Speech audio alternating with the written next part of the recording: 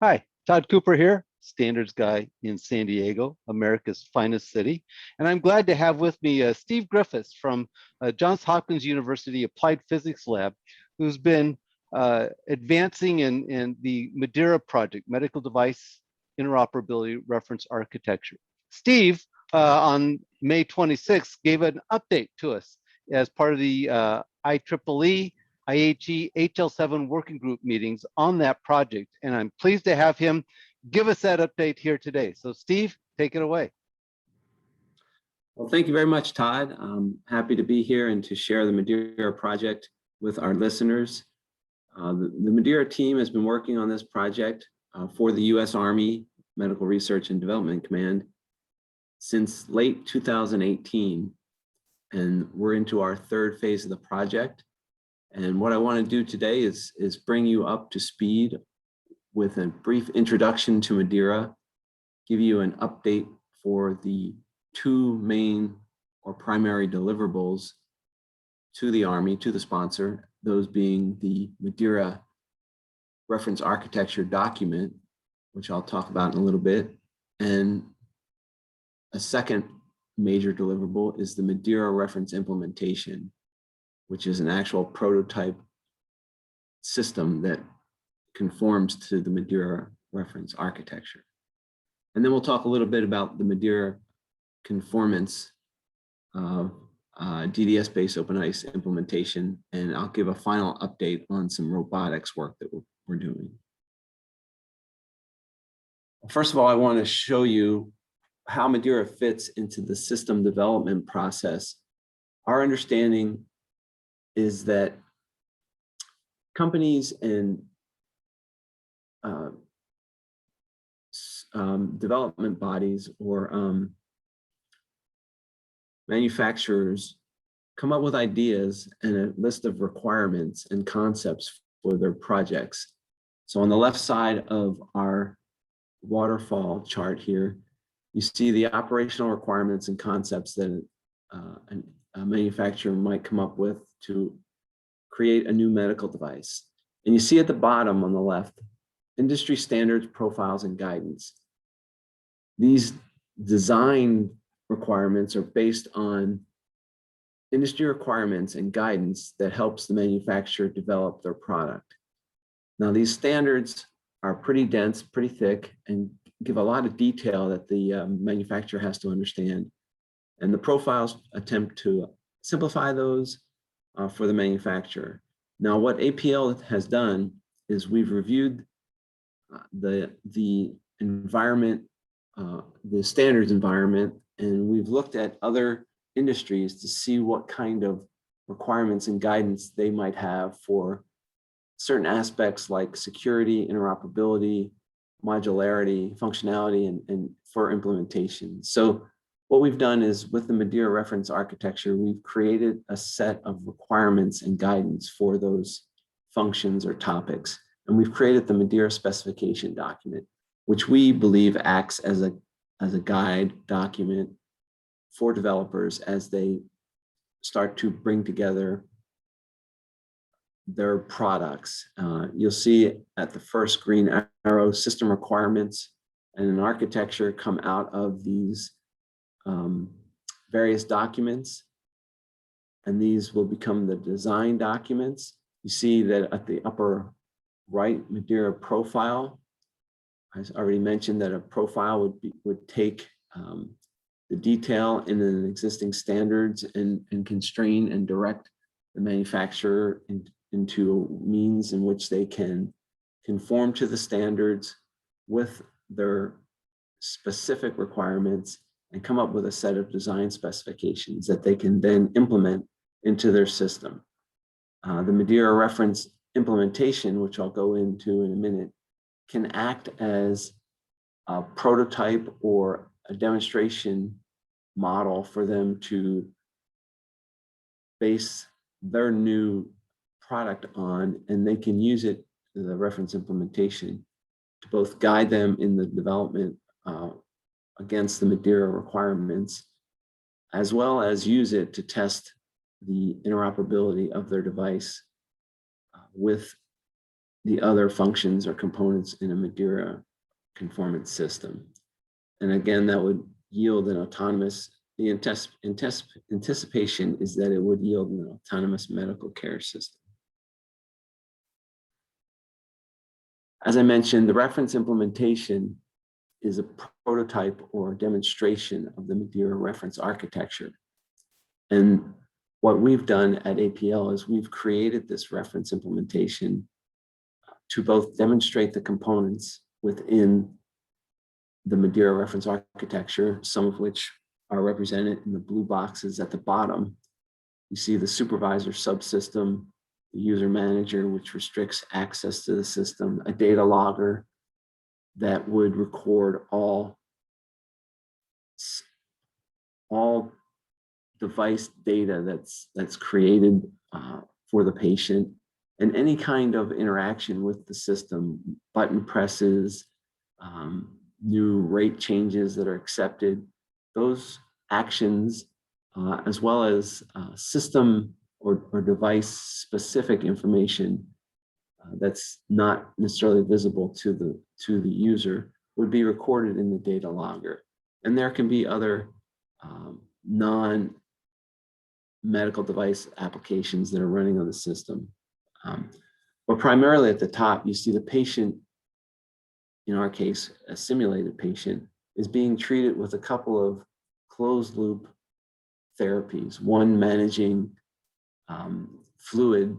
So in this case, our patient has experienced some sort of burn condition, and they are the system is managing the resuscitation.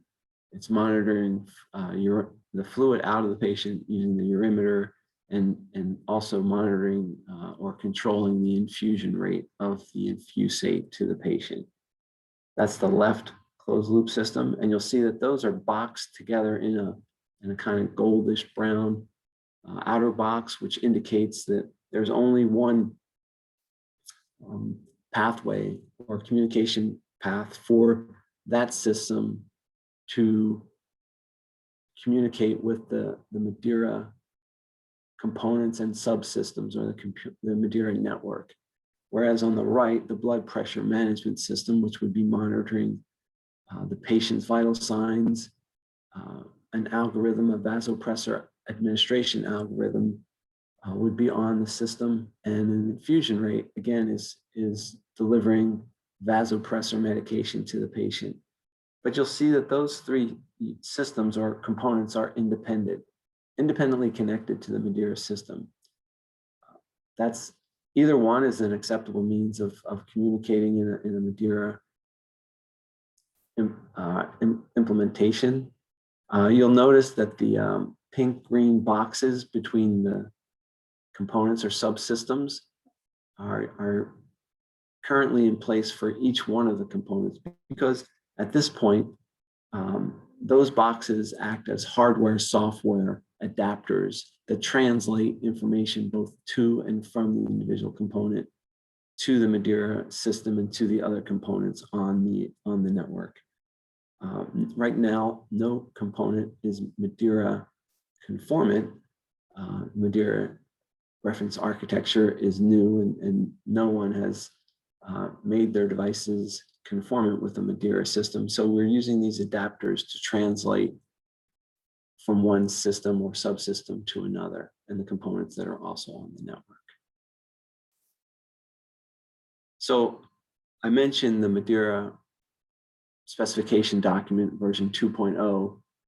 We actually delivered that document in draft form to our sponsor at the end of last year, and have been spending the last few months implementing some changes to that document, and are pleased to announce that we just received approval to put the document on our website, which I'll show you at the end of the presentation.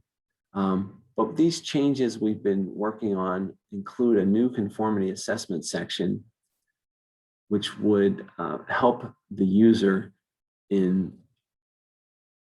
demonstrating that their system meets the conformance or the requirements of the MDIRA system.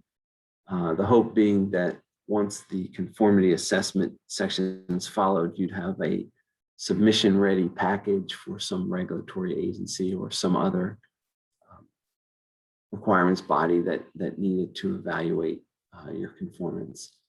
A second thing that we've been working on in the MDIRA draft version 2, we've evolved the supervisor concept. The supervisor, which is used to recognize, authenticate, and authorize the participation of various medical devices, has gone through some evolution since version 1.0, where it was a specific dedicated component. We've now evolved and allowed that supervisor some flexibility in its implementation. There might be a certain system with only a couple of components on it, and you might not need the independent supervisor to control authentication and authorization. So we've allowed that situation to be accounted for in MDIRA. We've also adjudicated over 150 comments from subject matter experts that we've had reviewing the document.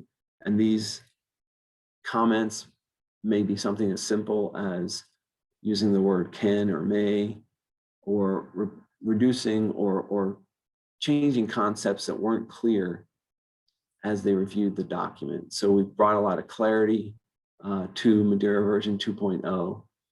And as I mentioned, it is momentarily going to be available on our website as we've gotten all our final approvals to actually put it there. Here's a view of what the MDIRA specification has included. In the upper right, you see the table of table of contents excerpts. There are a number of subsections in MDIRA: the system requirements subsection, the supervisor subsection. There's also component subsection, user manager, and data logger subsections. And bottom right, you'll see some excerpts for some certain requirements. In this case, it's talking about how the supervisor shall authorize a component, the request of a component, possibly to control another device. But all in all, the MDIRA specification, version 2.0, is updated from our original version 1 that was delivered at the end of 2019, and implements many of the lessons learned from our reference implementation work, as well as from input from different contributors to the MDIRA work. Some of our associates and partners have been vital to updating us, filling missing information, or clarifying some of the work that we've put into the first revision. We've also identified and spent some time working with the standards development organizations to identify gaps, such as gaps in control, nomenclature, and other things that we find necessary for autonomous medical systems that aren't currently covered in the standards. You see in process here, adjudication. We've completed the adjudication of all the comments to the version 2.0, and as I mentioned, we're about to publish that on our website.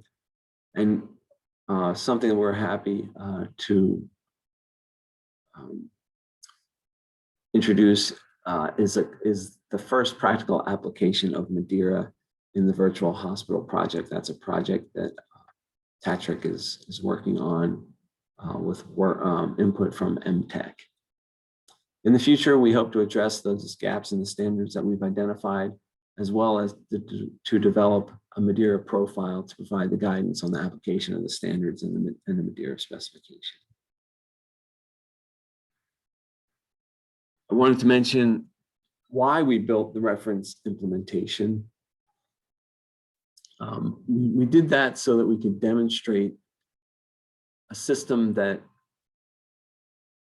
adopts or incorporates the requirements that we had originally developed or specified in MDIRA 1.0.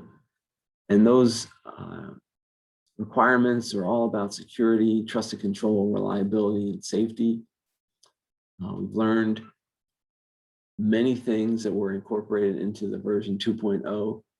We've also been working with an autonomous system, a robotic arm that's been doing some ultrasonic scanning of a mannequin that's of interest to combat casualty care.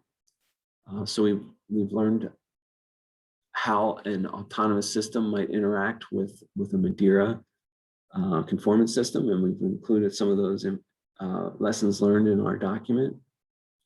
We've also been extremely pleased with industry's participation in the reference implementation. Some of our partners at Draeger, Philips, ICU Medical, and others have contributed components as well as expertise in our evolution of the reference implementation. We've also had support from Zoll and others.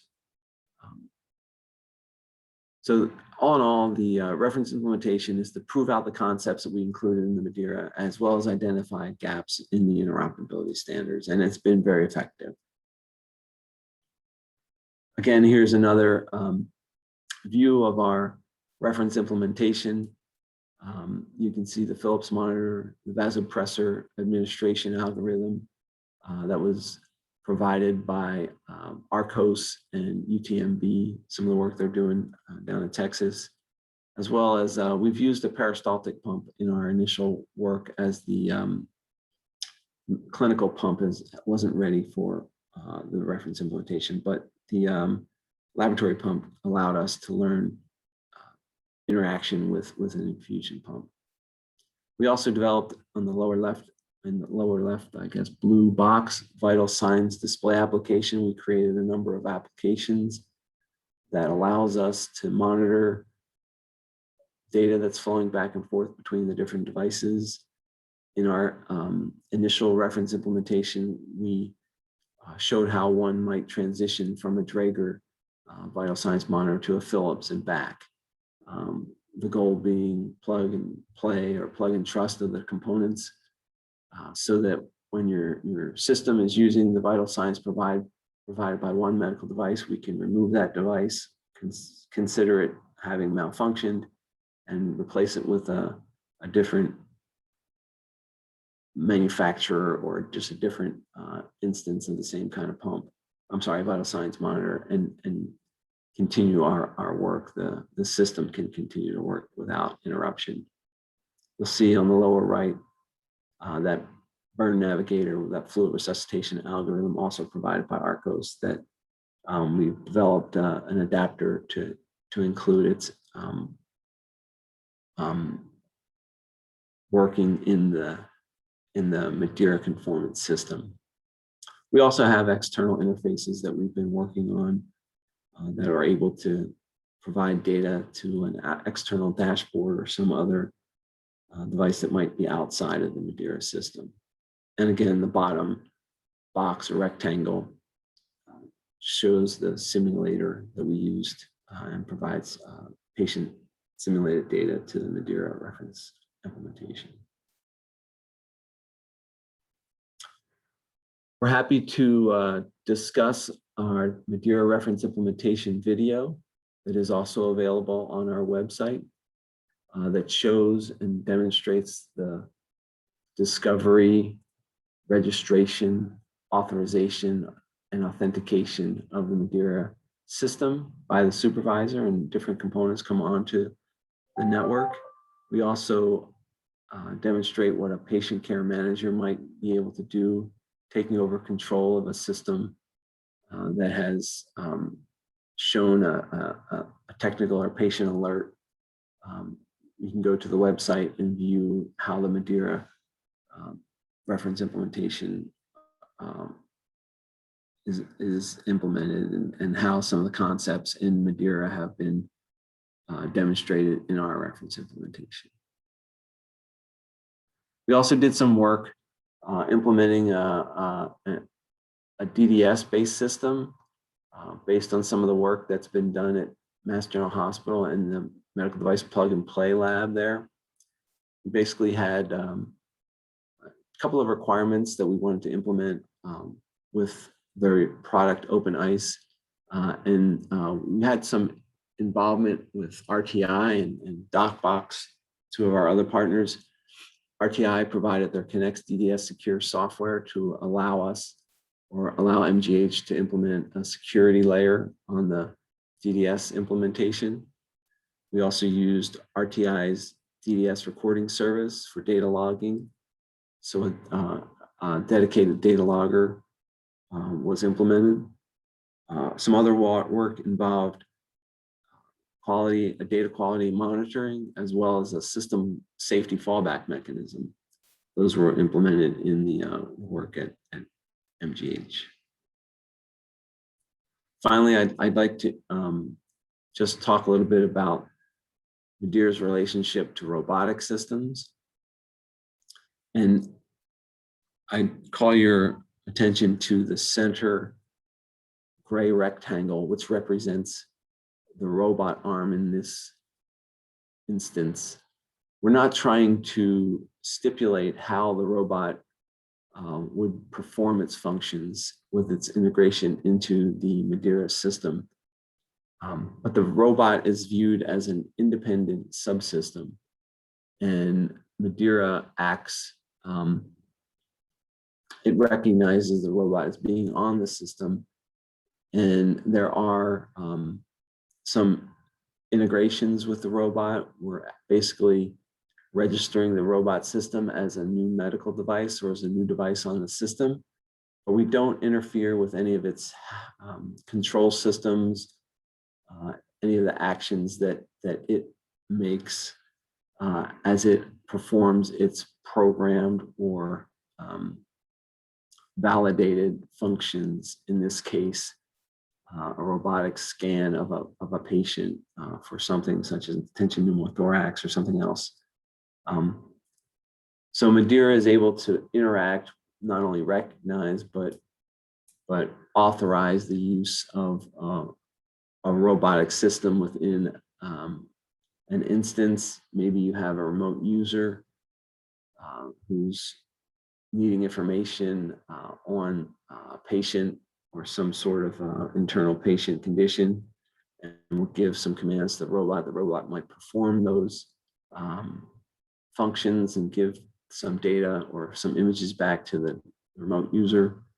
The remote user might have some opportunity to make some fine adjustments on the robot or the robot's scan locations, but we don't want to imply that MDIRA in any way takes over total control of the robot. We envision a robot being something that is programmed to operate on its own with minimal input from MDIRA. Here's an actual picture where we demonstrated the work. You'll see the mannequin on the floor at the lower right has a couple of models, tension pneumothorax models in its chest. One is a normal lung model, the other is a pneumothorax indicated lung. And our robot is able to operate where it will go to location 1, left side, or location 2, right side, and conduct an ultrasonic scan of the model within the mannequin. We've completed our integration with the MDIRA system. We've been able to assign or develop various levels of autonomy, assistive, collaborative, or supervised, where the remote user has the option or the opportunity to make adjustments pre and post scan, or it allows the robot to do the scan fully autonomously. In this case, our robot's using ROS2 to perform its work. The MDIRA system, again, recognizes the robot, puts it on the system, and allows that interaction between the remote user and the robot system, either in collaborative or assistive mode.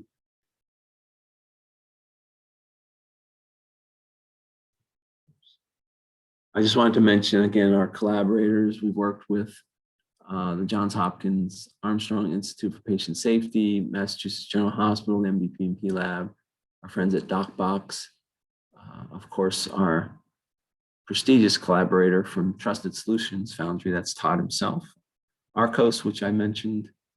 Draeger has given us a lot of support, not only with instruments, but with some software. Philips has been generous with some input and work. ICU Medical, again, is working in collaborative form so that we can show the integration of a clinical infusion pump.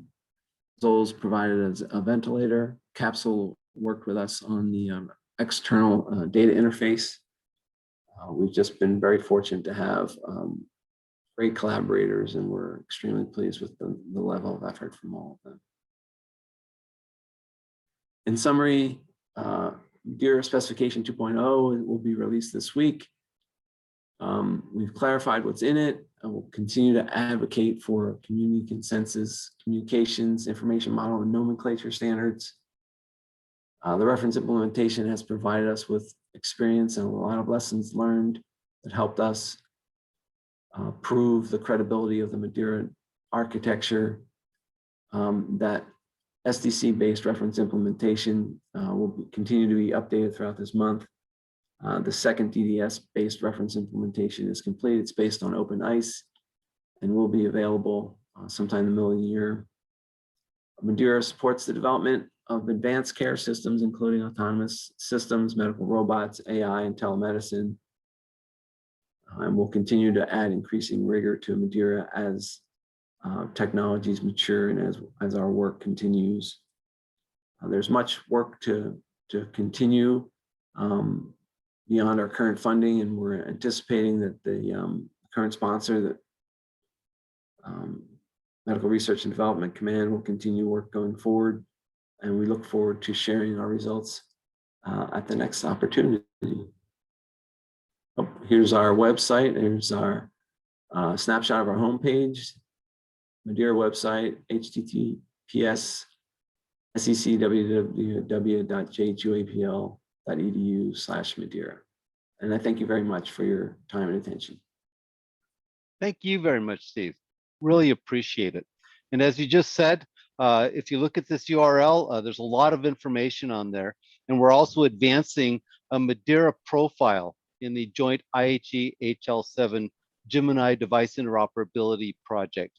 And so we look forward to doing that and continuing to move this work forward. Thank you very much.